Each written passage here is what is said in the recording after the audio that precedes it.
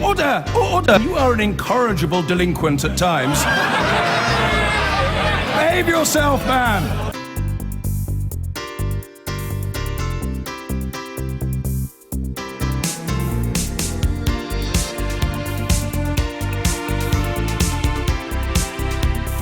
Now, who remembers all of this?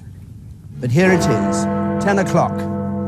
Quite remarkable, this exit poll. The Conservatives on 316. Sensational, David. An extraordinary night, if that exit poll is right. Just even as you were reading out those figures, you sensed cries of joy from Conservatives, gloom on the faces of the Labour Party, ecstasy amongst the SNP, misery amongst Liberal Democrats. I think there are four possibilities. The first is that the exit poll is right, and all the polls that came out in the last 24 hours, ours was one of 11, all 11 showed Conservative and Labour neck and neck. If this exit poll is anywhere near right, this is beyond your worst nightmares. If this exit poll is right, Andrew, I will publicly eat my hat on your programme. And we know how that ended. So that, in case you had forgotten, was last year's surprise general election result. And the reason it was a surprise was in part because opinion polls had consistently pointed to a much closer result, neck and neck in some cases, and led to endless speculation that the country was heading for a second hung parliament. Well, as well as hanging their collective heads in shame, the pollsters also announced an independent inquiry, and today it gave us its findings. Well, earlier, I spoke to the man leading that inquiry, Professor Patrick Sturgess, and asked him why the pollsters ended up with unrepresentative samples as the report concluded. The way that the pollsters collect their samples is rather different than would be done in the Office for National Statistics or for an academic survey like the British Election Study. In those kinds of surveys, a random sample of the population is drawn, and a great deal of effort and expense is expended in tracking down those exact people. And by doing that, you end up with a broadly representative sample of the whole population. The pollsters aren't really able to do that. It's too expensive, takes too long, and so they use a procedure called quota sampling, a method called quota sampling, and that is based on sort of getting more or less anyone they can in broad terms, but then weighting those people so that they look like the population in ways that we know the population are distributed, if you like. So we know from the census the sort of the age distribution and the social grade distribution and so on. So they can sort of match the samples to look like the population, and that is generally a good strategy, but it can go wrong, and it sometimes does, and that's what happened in 2015. But why did it go wrong so dramatically in 2015? Because presumably that's always been the broad methodology for pollsters. And although, as you say, it may be too expensive to be more scientific in the sense of the Office for National Statistics, if it's going to go as badly wrong as it did in 2015, people are going to lose faith. Well, I mean, if we sort of step back a bit and consider exactly how wrong they were, there are a number of different ways of looking at that. And of course, in terms of some of the key parts of the election, the SNP surge, the reduction in Lib Dem support, Greens, UKIP, they got all those actually almost exactly right. Of course, they got the sort of the key thing wrong, which is the lead of the Conservatives over Labour, and that's where attention, I guess, is rightly focused. But it's fair to say that in previous elections they may have been wrong in certain places, but there wasn't so much focus on that. But, the Lib Dems, for example, were overestimated by all the pollsters in 2010, but no one really cared because it didn't affect the results. So I think if we look carefully at the historical record, the pollsters do not tend to get every party share exactly right, and we wouldn't really expect them to. So that's one part of the answer. The other is, why did it happen this time and not in 2010? I mean, that is actually quite hard to pin down.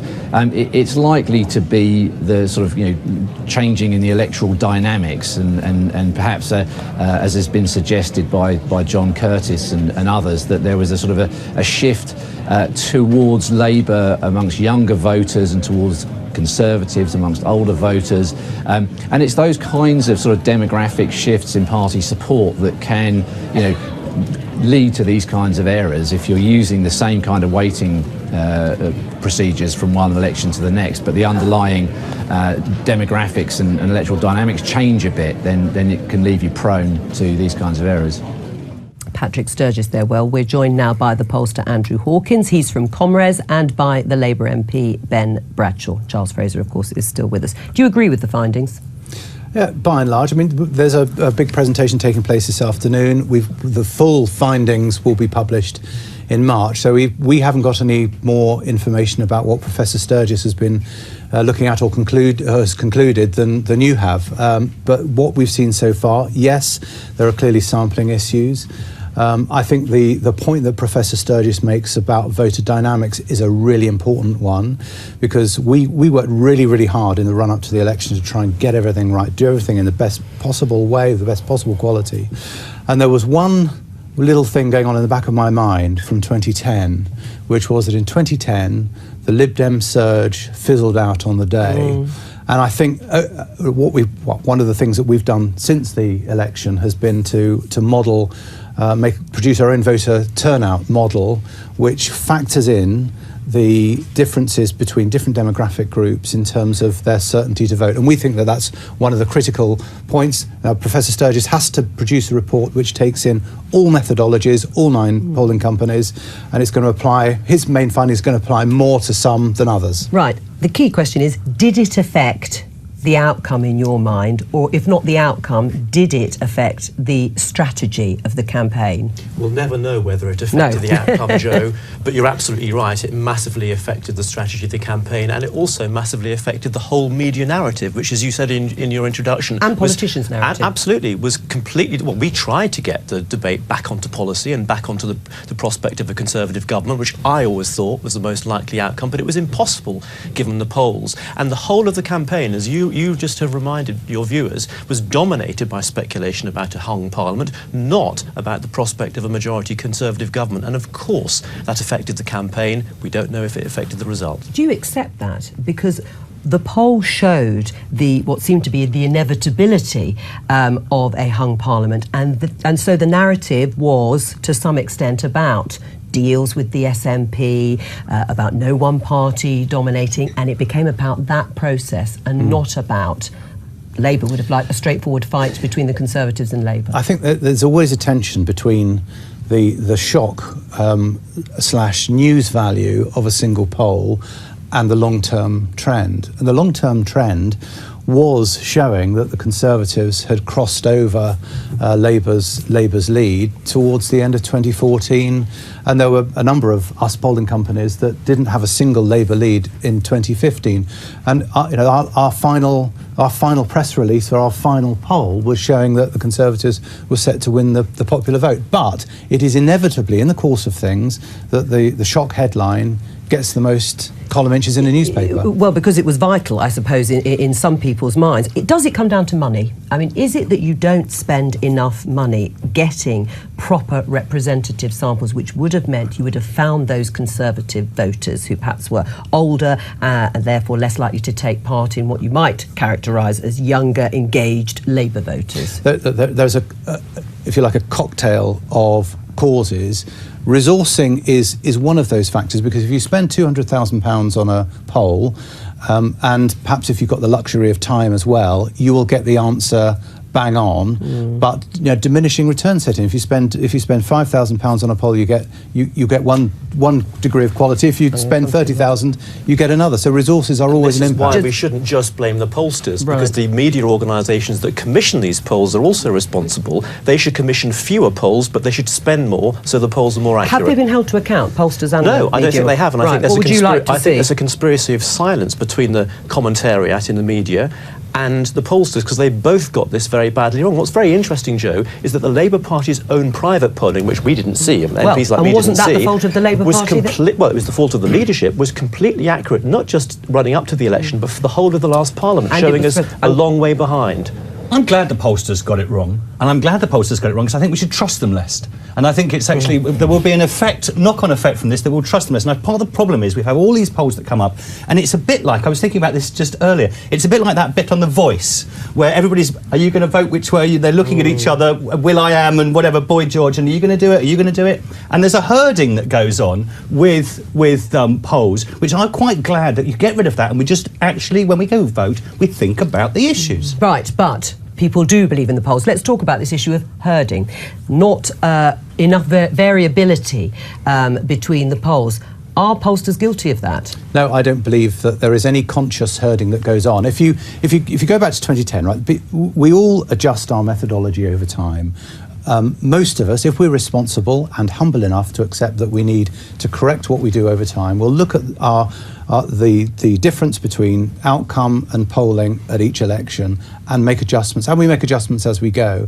Now, if we're making the right adjustments from one election to the other, there ought to be some similarity in the adjustments that we're making, which might well push us in the same direction. But if as Professor Sturgis pointed out, if the voter dynamics change, we may collectively be making the same mistake. It is possible. I'm not going to deny that. But I know, honestly, the herding concept as a deliberate, if you like, underhand thing for pollsters to do, I can categorically. But is it impossible to sort of look over the shoulder just to see where the sort of body of opinion lies? And sometimes when I see the poll results before they get published, I might take a deep breath. I might sort of hold my nose and think, great, we're going to go with this. It's different from what everyone else is saying, but that's the business that we're in. But there weren't that many outlier polls, I suppose, during that campaign, apart from, of course, the key one that was on the SNP. How reliable will the polls be for the EU referendum? And that was, sorry, about the independence referendum, not about the general election.